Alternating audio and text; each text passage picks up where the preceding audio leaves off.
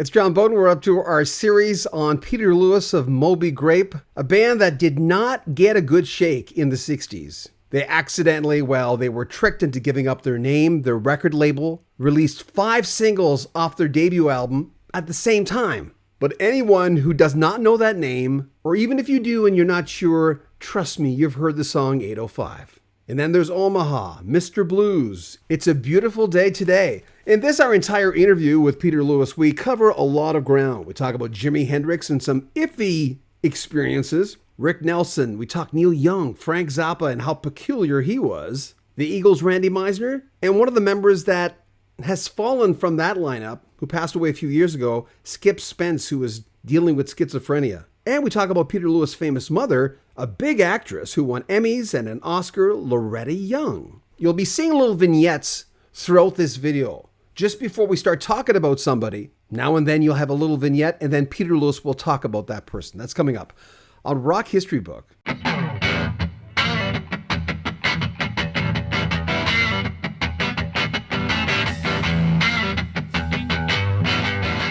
Moby Grape is an American rock band formed in San Francisco in 1966. Renowned for its unique blend of rock, folk, blues, and country. The original lineup featured Jerry Miller on lead guitar and vocals, Don Stevenson drums and vocals, Bob Mosley bass and vocals, Peter Lewis rhythm guitar and vocals, and Skip Spence guitars and vocals. Each member contributed to the band's multifaceted sound. They quickly garnered attention for their tight harmonies, instrumental prowess, and very energetic live musical performances. Their debut album was simply titled Moby Grape, released in 1967, and is considered a classic, featuring the tracks like 805, which remains their highest on Spotify, Omaha, and Hey Grandma. Despite the album's critical acclaim, it was marred by Columbia Records' decision to release 5 singles simultaneously, which kind of diluted their chart impact. Internal conflicts, management issues, and Spence's mental health problems led to the band's early instability. The debut album peaked at number 24 on the Billboard charts, while the follow-up, Wow Grape Jam, in 68, peaked at number 20. But their third album, Moby Grape 69, released that very year, only reached 113. All these albums demonstrated one thing, the revolving sound. But all the records after the first never touched that magic. The band's lineup changed frequently, and they disbanded and reunited many times through the decades. Despite these challenges, Moby Grape's influence on the psychedelic rock scene remains significant. It was their ability to fuse diverse musical styles into very cohesive, groundbreaking work, and all that has earned them a dedicated following and a lasting legacy in rock history. Really enjoyed the new album. Oh man, thank you very much. Yeah, now, that's great. How long does a project like that? How long did that take you to do that record from start to finish, starting with the writing? Oh yeah. Geez.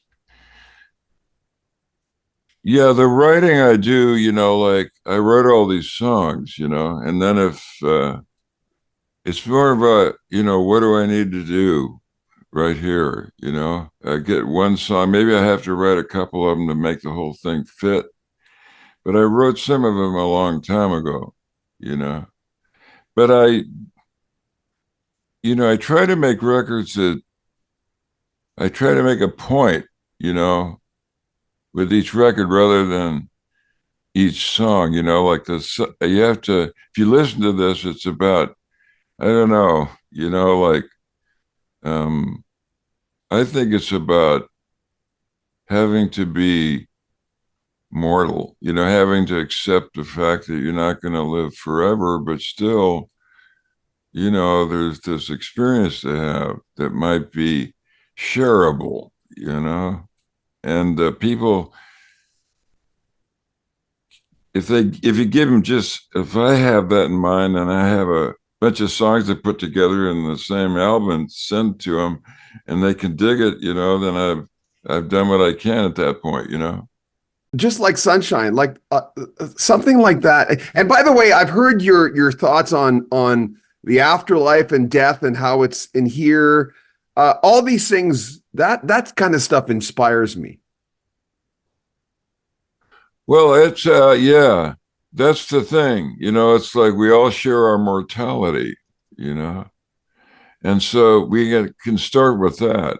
Big Brother and the Holding Company, formed in 1965, they're an American rock band renowned for their psychedelic sound and dynamic live performances. The band's classic lineup included Peter Albin on bass, Sam Andrew on guitar, James Gurley also on guitar, and Dave Getz on drums. The group gained significant attention with the addition of Janis Joplin, whose powerful, soulful voice propelled them to stardom. Their breakthrough came in 1968 with the album Cheap Thrills, featuring hits like Piece of My Heart and Summertime. Joplin's electrifying presence and vocal prowess defined the band's sound, making them a seminal act in the San Francisco rock scene. Without you, everyone trying to take more than they give. I mean, that's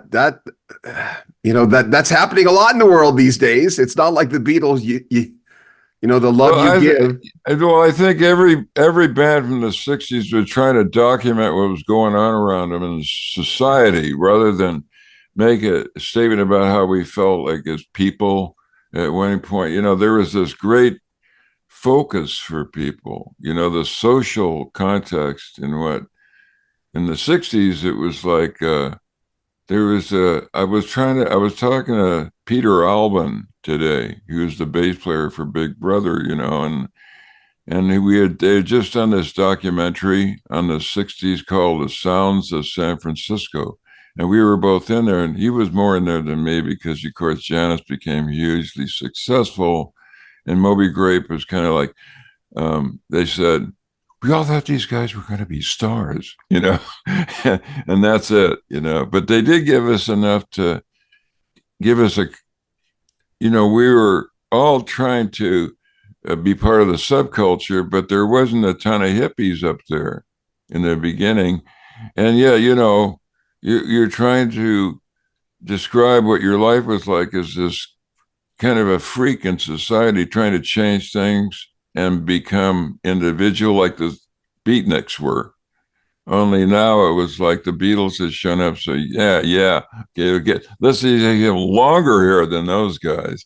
But it was hard to rent an apartment up there in those days if you had long hair because I was talking to Peter and the first time I saw Big Brother, they came to this club we had called the Ark, which we used to play at every night. And we also got very close to the Buffalo Springfield up there because they came to see Skip's new band because they had met him in the airplane when he was in LA playing with the with the airplane. And that Buffalo Springfield on the same bill. And they met Skip and they liked him. And he was out of the airplane. Now he had his new band and they came up and wanted to see what his new band was like because we had 3 guitars and so did they, So what are these? How dare they? And so they came and said, where are they? The first time I saw this, they go, they're funny. We've had Richie Fiore on this show multiple times talking about the good old days and Mama Cass and her parties. And well, they were in L.A., the Buffalo Springfield, so they had all that L.A. action. And they were very popular, kind of this new coolest thing for a while. And then they got together with the Mamas and Papas. Those people had been established. I was talking to Peter and I was saying, the first time I remember seeing Big Brothers, they came to the Ark, the place we had, to see us. And, there were these in capes and with crazy David Getz. His hair was like the first afro I'd ever seen. So we were just basically, we were working on our songs, but we were playing every night to get an audience. And, here comes Big Brother. And most of the people in there were not hippies. They were like, because there weren't that many hippies in those days. People forget that before the Monterey Pop, before the Summer of Love, it was like the minority. If you had long hair, they didn't like you. Most people wouldn't rent you an apartment and all of that. And these guys, and the Big Brother walks in and said, how did they ever rent an apartment? How did they get to live together? Where do they live, man? What's happening with them, They were on the bill at Monterey with you guys in 67, right? Oh, yeah. Yeah. Yeah. The Monterey Pop Festival was held June 16th to 18th in Monterey, California, and it was a defining moment in rock music history. The festival showcased an eclectic mix of artists propelling many to stardom. Highlights included the performance by Jimi Hendrix, who famously set his guitar on fire, and the genre-bending sounds of Moby Grape. Monterey pop became a symbol of the counterculture movement, celebrating peace, love, and music. The lineup: June 16th, Simon and Garfunkel, The Byrds and Moby Grape; June 17th, Jefferson Airplane, Big Brother and the Holding Company, featuring Janis Joplin and Otis Redding; and on June 18th, The Who, Grateful Dead, Jimi Hendrix, and Ravi Shankar. Each day highlighted a mix of folk, rock, soul, and psychedelic acts. I like your story about Jimi Hendrix, where you were kind of staring at this guy who was. Oh yeah. Tell me Jimmy. about that. Tell me, that's a good story. I was just stoned, on acid. And the first time I took acid, and I was just wandering around backstage, and I wandered in this guy's dressing room, and there was Jimmy on a couch. I'd never seen him before, and he was like out, was out front. He wasn't like, Otis and all those Tyke and Tina. They were still. They had their own social context, and it was like, but Jimmy was kind of a hippie, and I never saw really a lot of black guys that were willing to grow out their hair and wear threads, like he had this costume sort of on in this hair, and I never seen a black guy like that before. He's just kind of looking at it, and he's looking back at me.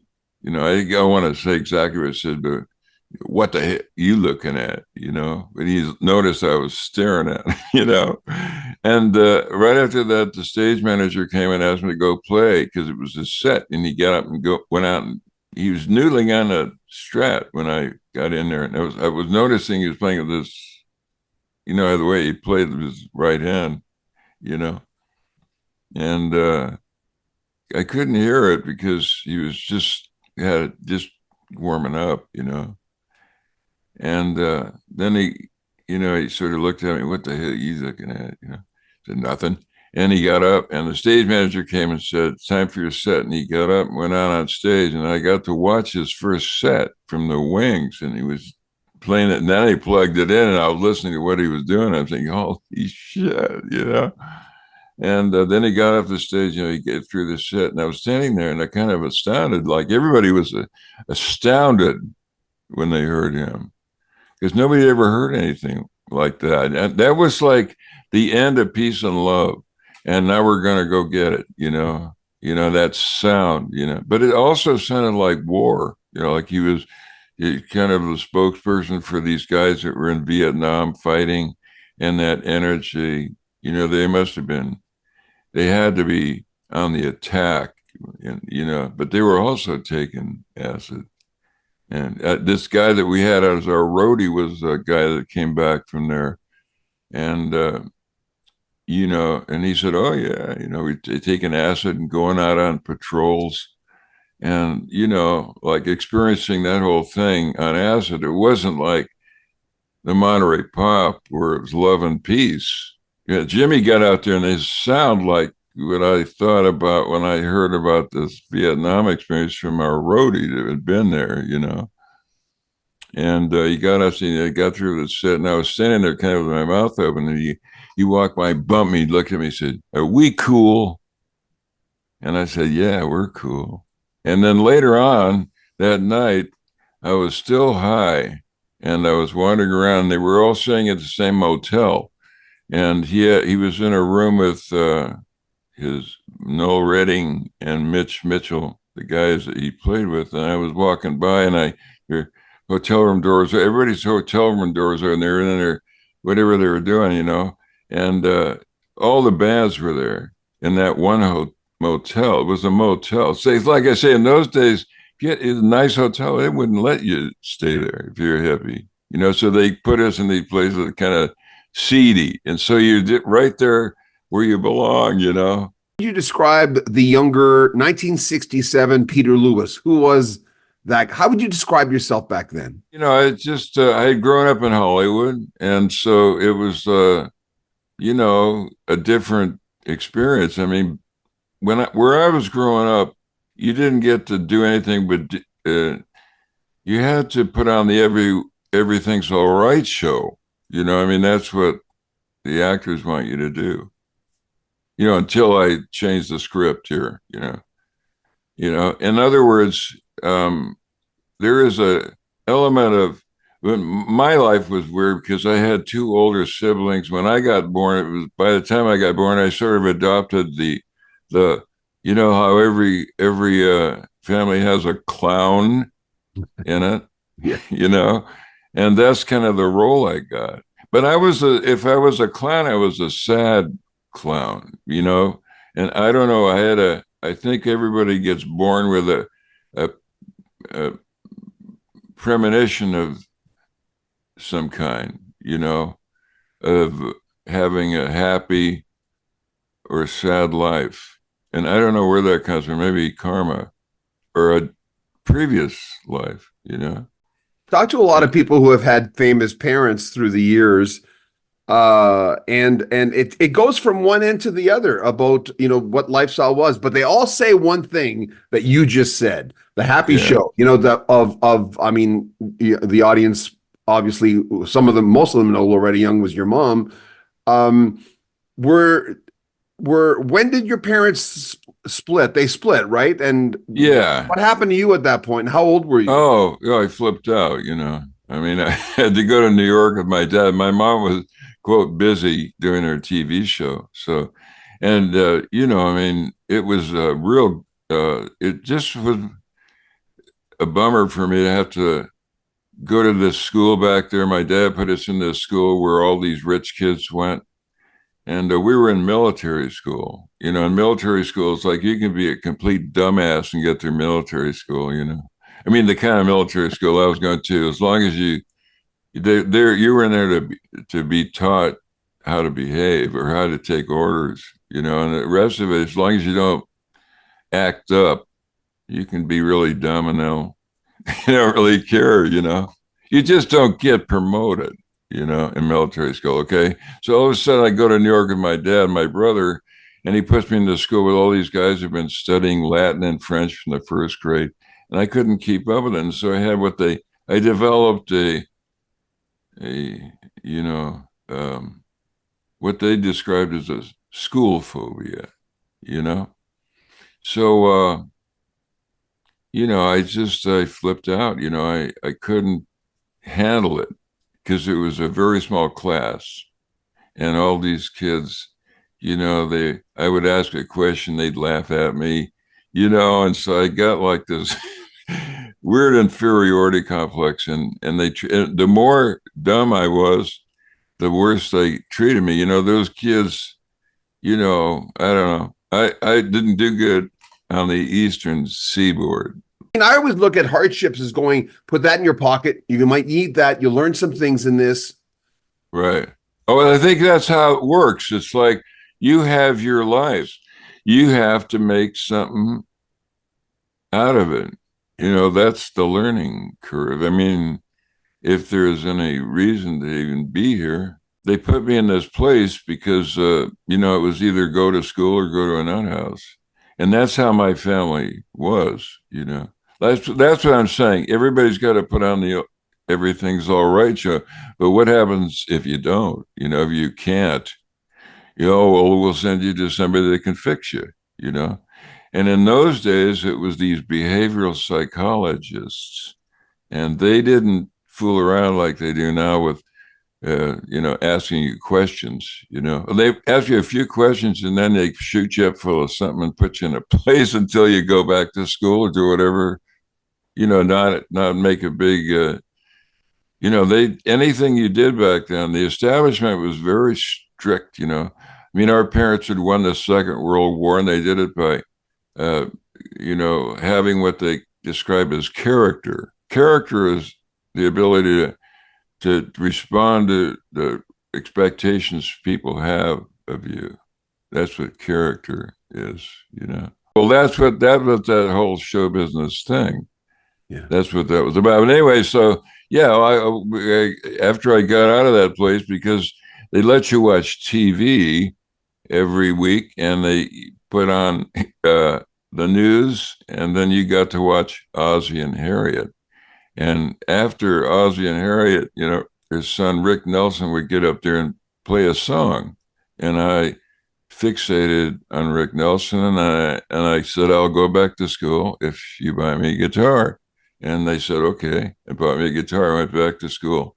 Didn't give a shit if they ridiculed me. I didn't care about them.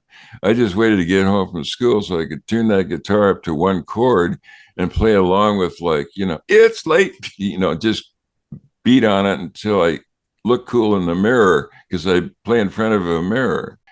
I got out of New York after my mom got me, didn't have to do her show anymore. And so she had a little free time to do her mom routine, which she wanted to do, But I mean, there were demands upon her, being this person who was able to get paid.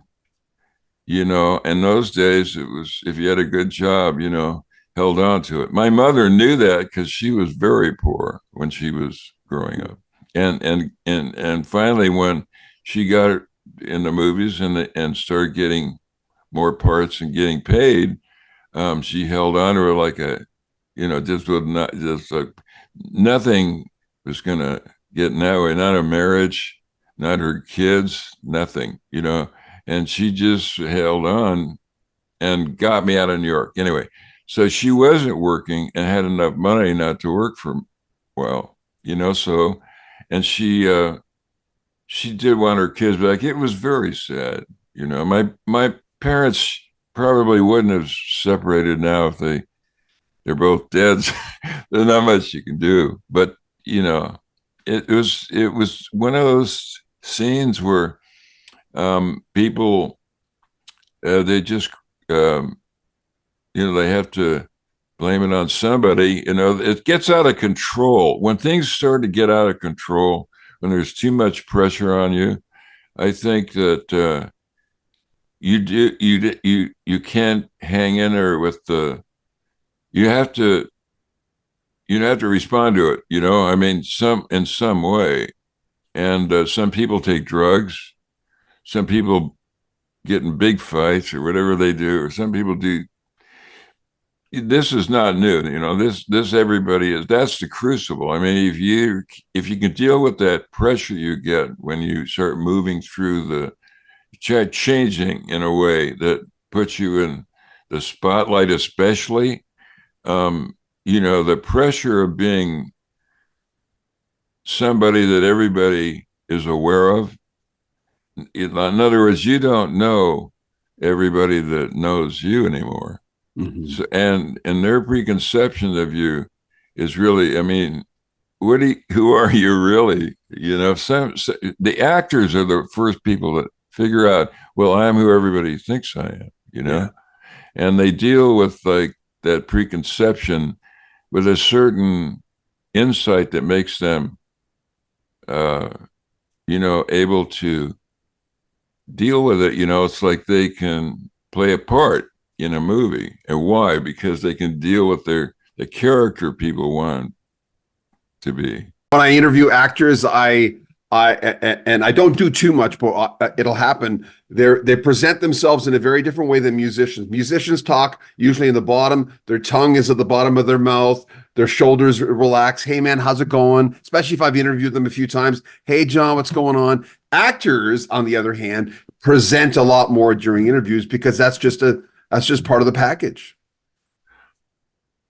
I think they have. I am not an actor myself. I could never be an actor because I can't take direction. I mean, if an actor is somebody that's learned how to take direction and be somebody that they're not. I mean, that's a heavy trip. That's trusting somebody, that you're, like, because to make it look real, it's got to be real. I mean, you have to become that character, I think. That's what I've seen going on with them, And a musician is, I watched the Neil Young Heart of Gold thing last night, and a great DVD did in Nashville. And, Neil's sort of an actor. He gets it. he gets he's Neil Young, you know, when he's out there, you know, he knows who people thinks, he knows what people think is cool about him, you know, and he can deal with it, you know, and that's how come Neil is famous, you know, or But a survivor, let me put it that way. Actress Loretta Young was born in 1913 and passed away in the year 2000. She was an iconic American actress, known for her elegance and versatility. She began her career as a child actress in silent films and rose to prominence in the 30s and 40s. Young won an Academy Award for Best Actress in her role, The Farmer's Daughter, in 1947, and starred in classics like Come to the Stable in 49 and The Bishop's Wife in 1947. She later transitioned to TV, earning 3 Emmy Awards for The Loretta Young Show. Renowned for her beauty, grace, and strong work ethic, Young left an indelible mark on Hollywood's golden age. what was the advantages for you being a youngster, and your mother being? Your mother won an Academy Award, was nominated for other Academy Awards. Yeah. She did well in her craft. Yeah, oh yeah, yeah. Well, she did. She was a great actress. Yeah. You know. But like I say, that being a great actress means you can stay in control of your own character, you know. And I think an actor or musician has to do that too. You know, I mean, that's part of show business. And they may be more relaxed because their whole thing is to try to stay in the moment. Yeah. You know, an actor sort of like, the timing thing is it's so that, you know, a musician is 1, 2, 3, 4, and then a bunch of polyrhythms to deal with in between those beats.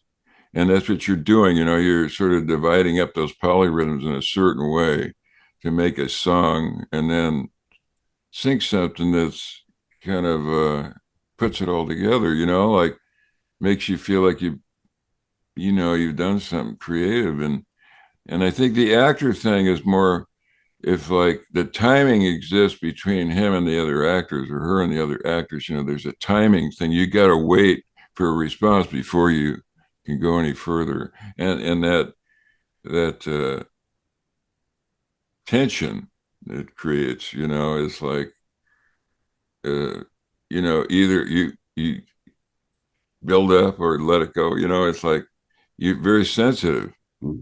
You know, to the time is sort of I would say time is a force that we create with our consciousness, you know, and it's like, you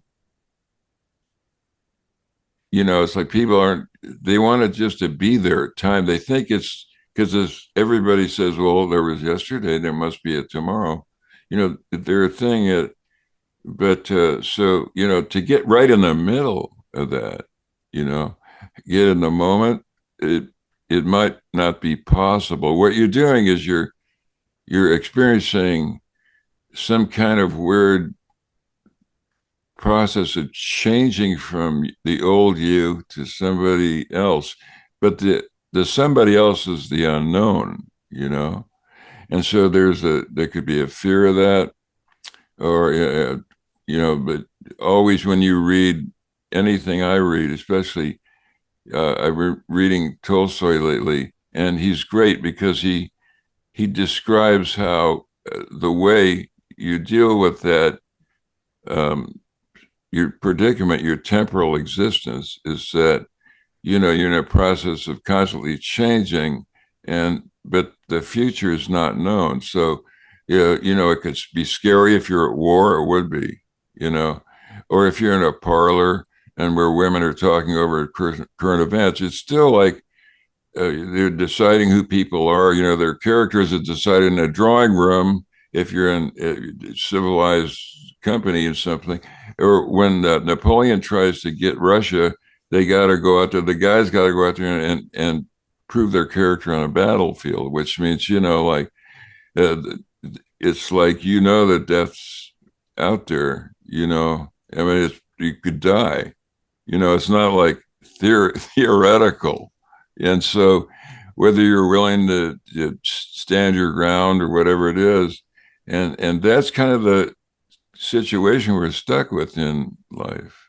I mean, I think that's why when babies come into this world, they don't come in laughing. It's like I'm just one of those babies that, I had a premonition of having a sort of sad, with sadness, premonition, you know. I don't know, I don't know. I think people have a premonition. Some people have a premonition of being happy, and they're happy people. Refreshing to talk to someone who talks about this stuff, because most people are so guarded about, and I mean, these are ideas and journeys that have to be shared. That's what I believe. Well, if you don't share them, you're going to be a pretty lonely guy, And I think the potential to share it should be used, or you lose it. Yeah. It's like, but when you really think of your predicament, because when you're born, I mean, why do you come into the world crying? Because you're alone. You're with your mom, and now you were one, and now you're alone. One with the whole thing. Whatever it was, you were part of it, and that was cool. And now you're on your own. You can't even feed yourself. This is not something to take lightly. And you see people going through their life trying to deal with this. And I think when you do that, when you look at them that way, it's easier to love them. And I think that there's that, you talk about just like sunshine. That's what that's about. Some very interesting facts about Frank Zappa. He had an unusual childhood hobby. As a kid, he had a fascination with chemistry and explosives. He often conducted experiments at home, creating various concoctions and occasionally causing minor explosions, much to his parents' concern. His anti-drug stance. Despite his avant-garde and often controversial persona, Zappa was a staunch opponent of drug use. He insisted on a drug-free environment for his band members and was very vocal about the negative impacts of substance abuse. Celebrity connections. Zappa had a unique friendship with Alice Cooper, whom he discovered and signed to his record label. Their bond was marked with bizarre antics, including a notorious incident where Zappa reportedly signed Cooper's band after a peculiar audition involving a chicken. Legal battles. Zappa was involved in a high-profile legal battle with a fan, Pauline Butcher, about an unauthorized biography that she wrote about him. Zappa's relentless pursuit really highlighted his fiercely protective stance on his personal life and his image. Run for president. In the early 1990s, Zappa announced his intention to run for president of the United States. His platform focused on government reform and individual liberties. Though his bid was more of a satirical critique of the political system, some fans thought it was serious. Frank Zappa's Ghost, did you have an experience, or did you know Frank? Because that is a trippy song. I love that tune. Sorry to interrupt you, but tell me about that one. By the way, that's a big song that's done well on Spotify as well. Oh, cool. Well, I met Frank, but everybody knew Frank, I mean, Frank, before he was at the Whiskey with the Mothers of Invention. And there was a place called Cantor's. It was a deli on Fairfax in LA. And everybody would go hang at Cantor's after their gigs. And which you go there. I had a gig up at Gazzari's. When Frank got off work, he'd go to Cantor's. Everybody go there and hang out together. Because like I say, in LA in those days, there weren't that many hippies either. There's only a couple of places you could go, if you're a hippie. I mean, they didn't really want you. You didn't feel welcome if you were trying to go and hang out at Scandia or something like that, that they still weren't into it, the counterculture. I mean, it was like, the establishment was hanging on for dear life because things were changing, Yeah. And so there was that. You had to, but we all would end up at Cantor's, and Frank would always be holding court in a booth because Frank was this great musician, so he had all these other musicians kind of like picking up on his energy, and the song just came from a memory of a dream about that, walking in there and having him go like that, come on over, because Frank was cool, man. He was, in those days, I think Frank was a clown, I mean, I think he knew how to, he'd do this ridiculous, sometimes Frank, I saw him on the Steve Allen show or something when he had short hair and he was playing something like a bicycle. He brought a bicycle to play and he was doing something with the bicycle, like letting go of the air in the tire to make it sound like it was farting or something and doing it like, and just looking at it with a very straight face. And then Steve Allen couldn't figure out what this guy's doing, but he was making fun of the whole, he was making fun of his situation, which I think that's what a clown can do, make fun of himself. That's very cool. You talk about Rick Nelson. I talked to Randy Meisner maybe 10 years before Randy died. And I know that through your second wife, you hung out with the Eagles and Don Henley. And what was before you talk about Don, but what were you, how well did you get to know Randy? Well, Randy he helped me do my first solo album.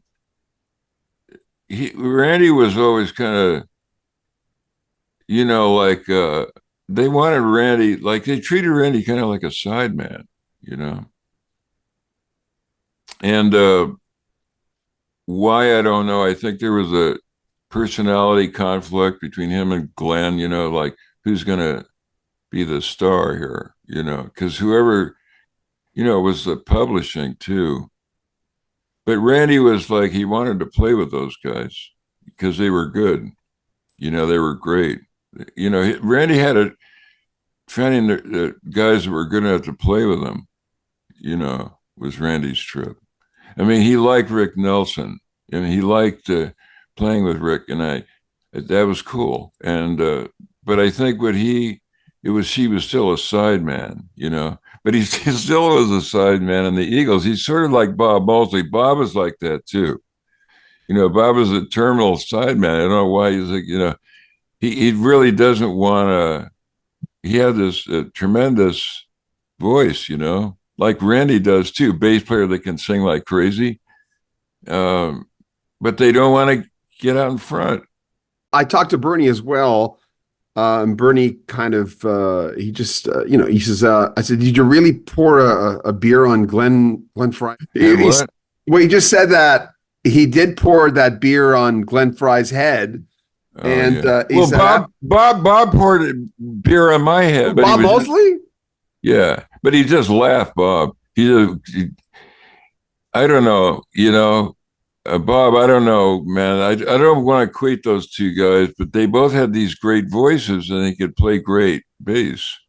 So everybody wants them in their band, And so they get like, what would that do to you? But somehow there is, like I say, man, it was maybe I wasn't like Glenn and Randy, me and Bob, we weren't like that. We were more like brothers, and I was his younger brother and he could just pour a beer on my head if he wanted to, you know what I mean? I think with Glenn or Randy, it was like, why would Randy do that? Because he didn't have that kind of personality at all. With the band, I looked, and pardon my ignorance, something must have got Randy good. I think it was an insult that he couldn't absorb. But he didn't want to play Take It to the Limit live, and Glenn said, this is one of our biggest songs, and we made sure you had a hit. We wanted you to have a hit, and you've got to play it live. And even Randy admitted that to me, that he didn't really want to play it live anymore. And I mean, what am I going to tell Randy Meisner? Oh, you should have played it. It's his life. He's allowed to say no. Yeah, right. So. Well, I mean, it's said, man, it's like, all you got to do is that pressure on you to do something. There's always something in your brain that doesn't want to do that, and that's I would say it's a survival mechanism that we got from those little arthropods that were swimming around in the sea. One grew an extra foot and got away from the rest of them. So there's this drive toward uniqueness. And I think that people's expectations of you exacerbate that little survival gene. And what the survival gene does is try to make you not live up to expectations. I mean, you could do a lot. You can do a lot of things to try to subdue that little impulse to just be unpredictable. It's like a thing about being unpredictable. It's like becoming Abraham Maslow. You know who he is? He's Maslow's triangle. Oh my God. I mean, Yeah. I built my life on that was one of those things. I'm a big psychology junkie. So yes. Yeah. Well, it would be like the highest, the what does he call it? The drive toward autonomy is like the highest in the top of the pyramid, But people's preconception of you stifles that because nobody wants you to get any higher up on the pyramid. Isn't that Why? strange on a primal level? That's such a big driving force. You're in the dentist's office or doctor's office or some office. Someone is waiting on the waiting room beside you. And I'll ask, like I said, everybody, what do you say if they say, hey, by the way, what do you do? And some artists I talk to, their story, your story is large. There's a lot of twists and turns, and it's a very interesting story. Yeah. But some people, and at a party, it's the same thing. Do you open up that can of worms? Do you say, if you say you're a musician, the next question is, would I know anything you would have done? Right. And then that's a whole other story as well. So Right. when someone asks you, if you don't know them, what's your answer? Oh, yeah. Well, I just say I'm a musician, Moby Grape, I'd never heard of him. I say, great. And that is page 2, Music to me is not, it's more of like the only place I could go to really have my write to my own feelings, like if I want to write a sad song, I can go do that, I mean, my mama listened to you sing. She loved Sitting by the Window, because it was a sad song. She said, well, that is you. I mean, that's your personality. But, when you're interacting with these the actor thing, especially, I think that you have to have it all. The whole thing is to control the character. That means not, have a free zone where you're not sad or anything. You're kind of like free of that. I mean, that's the payoff. I mean, that's what they get. They get paid, some of them, but that's the whole self-rewarding part of any art, is that you can kind of use it to escape from yourself. I Just Had You has a nice 50s vibe to it. Tell me about that tune. Oh yeah, 50s vibe, right? Yeah. Well, it's a doo-wop, like I used to really like that, but it's also I try to get it to sound like Rick Nelson.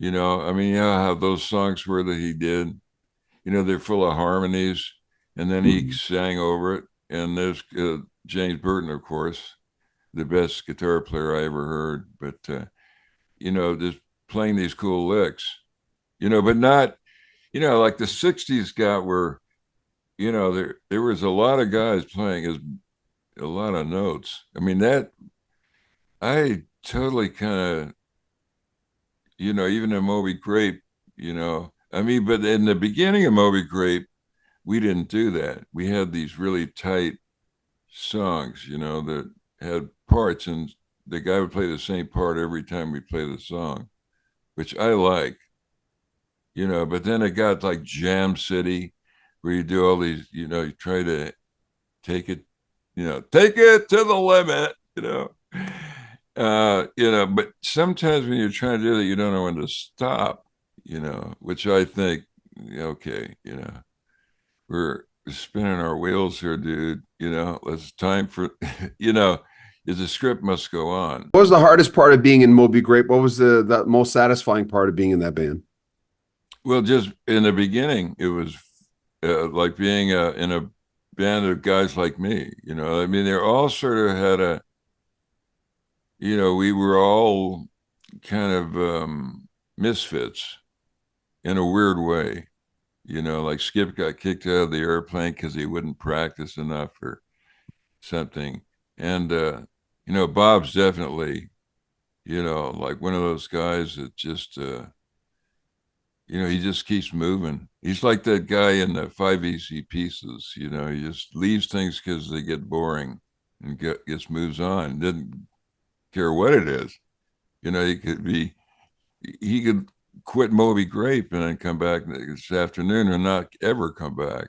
You know, that's always the way he felt about him. You know, Most gratifying part of that band? where we were like brothers, you know, more like Yeah. brothers than a band, you know. So the music, we could all play music, and we had this great time writing songs, you know, working our songs out together, you know, for until we got famous, I guess you could say.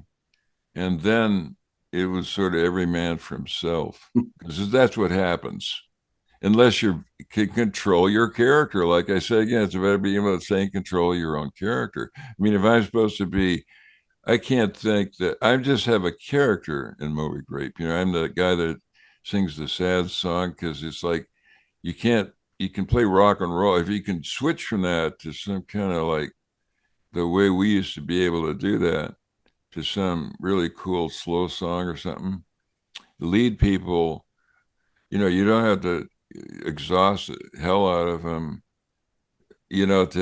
I think it sometimes it's like, especially the bands I hear nowadays, they just never stop, you know, like, you know, seeing how you know their performances are all about how much stamina they have is you know, playing as many notes as they can in each measure, singing as many notes as, you know, and seeing how long they can keep doing it. And it gets to a point where you just say, hey, man, you know,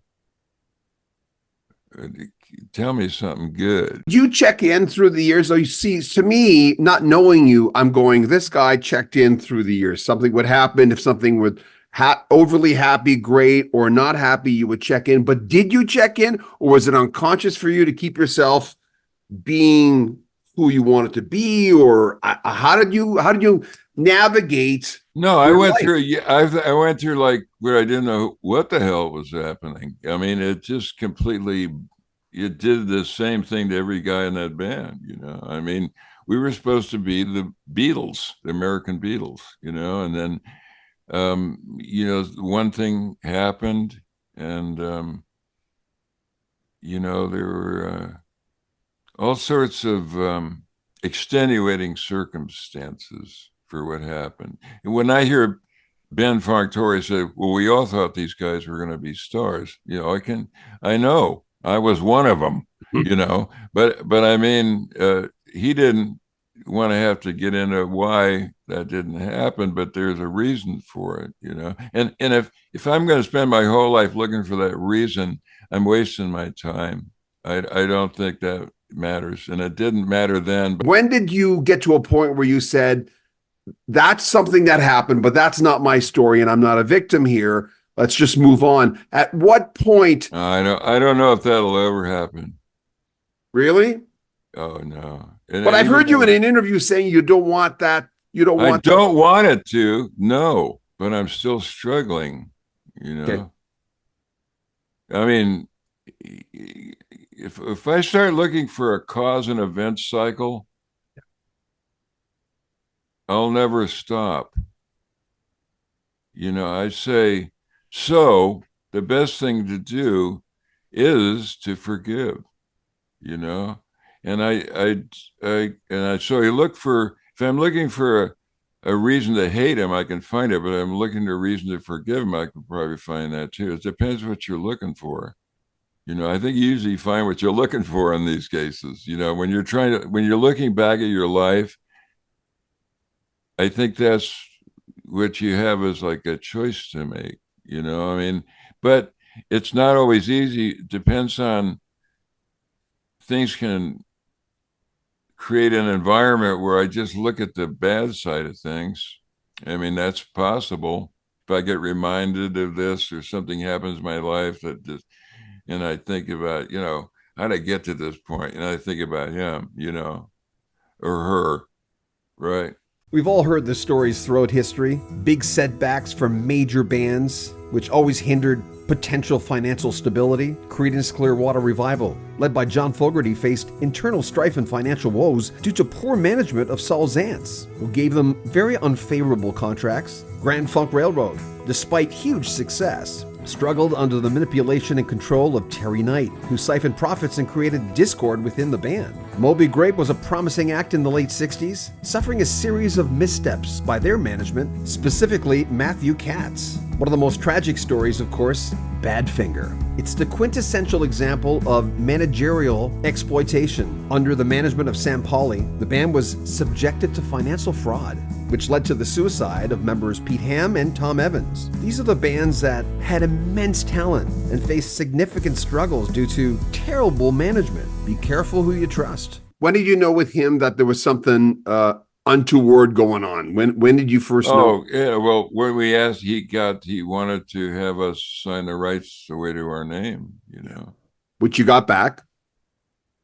Well, we were stupid. And Neil Young was sitting in the room when it happened. That's why I was thinking, and he was just shaking his head, man, and just playing this orange Gretsch he had at the time, remember?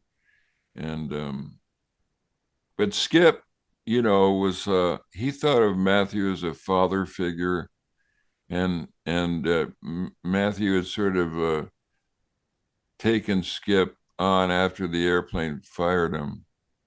And in the end, then they fired Cates. I think they felt like they both had something to prove, but Skip really believed he could trust Matthew, and we did too. And we signed the paper, and then all of a sudden he wasn't around anymore.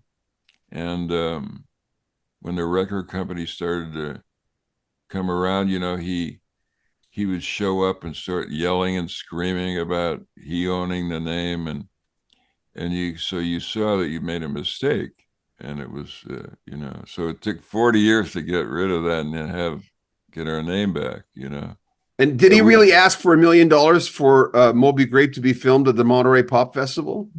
He did. Yeah. What the heck? Well, he's nuts. What I would say about Matthew is that it's like somebody that helps somebody get somewhere, and then that person just wants to be free now, doesn't want to have to remember how he got where he got, whatever, that somebody might have helped him get there. This is human nature, it's somehow. But the person that, like Saul Zaentz or whoever helped Creedence Clearwater, would always say, well, I was using them as an example, because I think, that's more apropos, where this guy really got somewhere, and then Saul Zaentz said, well, he's not acknowledging me, whether it's because Saul Zaentz has an ego trip happening, or just wants to be acknowledged, or just wants money. I think it's confusing. It's like a lot of that. Does Saul Zaentz really need all of that? He's got money anyway, I mean, but somehow he made Creedence Clearwater famous. He wasn't being given enough credit for, and that's the only thing I can say about Saul Zaentz. He might have been a guy that wanted to say, hey, man, and sends a lawyer with a subpoena to get some attention. You're still here. That's the thing. You're still here. You're still doing music, which really inspired me, by the way. When Matthew died, what feeling did you have? He lived a long life. I was waiting for him to die. When he died, I felt bad. I was waiting. I can't wait. You go on the internet and see is that guy dead yet?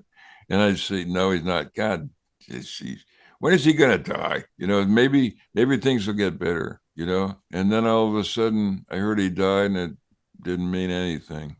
Didn't matter, Mm-hmm. So maybe I'm better off than I thought with him. But I tried to help him. I did.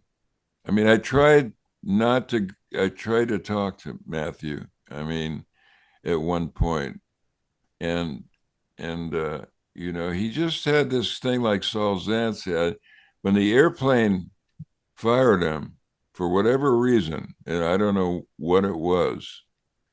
But it was like one of those things where you don't need him anymore, but he helped you get there. And Matthew felt like a spurned lover, you know, and you don't want to get a guy like Matthew to feel like that because they'll spend the rest of their lives trying to make you going to get your attention so that and make you know how that feels to be a spurned lover, you know what I mean? Well said. That's Matthew's trip. 805. Tell me about that song.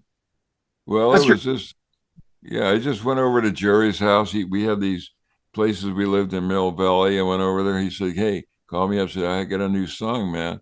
And I went over and listened to him play 805 just with the chords. And I just thought, man, that's a great song. And so I went home and smoked a couple lids of grass and got my guitar and after he taught it to me and just started playing that solo, it took me all night to figure that out, but I wanted to do it where I didn't disturb the song, I didn't want to change it. I just wanted to play with what he showed me. And that was a cool thing. Yeah, I remember that, and then having to do it in studio where they tracked me first. They wanted to get in those days, to get you're on a single track meant that you didn't get any other instruments on your track so they can mix you up or down or whatever. And so I remember having to do that first. And so it was like the drummer actually played along with me. And I tracked it first, but I was just sitting there in the studio. Everybody was waiting for me to do it, So it's like I got all, and it took me like take 85. It was not like I had played through it 85 times. I get something, I'd screw it up, and then finally in that time when I got the whole lick down, the whole song. Because in those days, nowadays you can punch people in, like with a digital. So it's cooler like that, but it was not like as real time is really the way to play music, and it took me 85 takes to get that whole song all the way through with all the arrangement because it was weird. It's like there were these places where the song would open up and then it kind of tightens again, and you gotta sort of go. I had to do all that stuff without the band to play with, and then they played with me, and that was the track. That was 805, and then it was I should still play it, after all these years. Skip Spence was born in 1946 and passed away in 1999. He was a founding member of the band Moby Grape. Known for his innovative guitar work and songwriting, despite his talent, Spence struggled with severe mental health issues throughout his life. In 1968, he experienced a mental breakdown and was diagnosed with schizophrenia, leading to a 6-month stay in a psychiatric hospital. His solo album, Or, recorded during this period, reflects his troubled state. Spence's mental health, substance abuse issues persisted, overshadowing his musical contributions. He lived a turbulent life, marked by homelessness and erratic behavior until his death in 1999 from lung cancer. By the way, what happened? What do you think happened to Skip? I mean, he's been gone for a long time, but what was there? Was it drugs? I mean, people say he lost it when he went to the East Coast. But what? No, it is. Look, what happened to Skip can happen to anybody. That's what I would say about that. It could happen. It happened. So that's what you said about me being able to sympathize with those two guys is correct, because I know how it feels to be treated like you're crazy. But I also knew that what happened to me can happen to anybody, right? You just put them in the same situation I was in, the same thing will happen to them. And I think Skippy, was that same thing, because when I was with him, he wasn't crazy. because he felt like there was somebody else that understood him. I think Skip suffered from feeling totally not understood. Now, you combine that with LSD and heroin, which is to pull you in two different directions, And okay. But I say again, it's in being able to stay in control of your own character, no matter how stoned you are. I mean, then pretend to be a stone guy. You know what I mean? But I think with Skippy, it became overwhelming, and he became who everybody thought he was. And he started acting, because he was stoned, crazier and crazier. And so he just went through the whole, it sort of it took on a possession kind of thing. Where did you get that? Where did you get that stay in your own character? Where did that come from? Just my mom.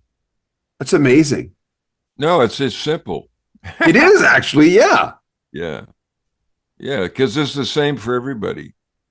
It's not any different for an actor or a musician. Is there any other Canadian artists that you've enjoyed through the years? Oh yeah, Joni Mitchell. Or Gordon Lightfoot. What are you, crazy? This guy's the greatest songwriter that ever lived. That guy could really dig deep. He could. I was learning that, teaching my daughter that, teaching some guy that song, Don Quixote, Yeah. But there it is, that's the whole thing. I mean, we're just shouting across the ocean to the shore till we can shout no more. Why do you think, let's use Joni Mitchell as an example. I mean, she's come back so many times. She's reinvented herself. Hijira, when she was doing the jazz stuff, that period in the 80s, she came back more of on a pop level. But what do you think it is about an artist like Joni Mitchell? She's an interesting person. Yeah, she knows that's what it's about, so she makes herself an interesting person. What an interesting chap, huh? What a voice. Peter Lewis of Moby Grape. Make sure you comment on our videos, subscribe to our channel, and share our videos. If you want to donate to the channel, there's a PayPal link at the very top of the description. And you can join our Patreon to get early access to all our videos. And remember, we have a swag store. You can buy a rock history music and rock history book, t-shirt, t-top, coat, cap. We've got it all. The link is in the description. I'm John Bowden. This is Rock History Book. Take care of yourself.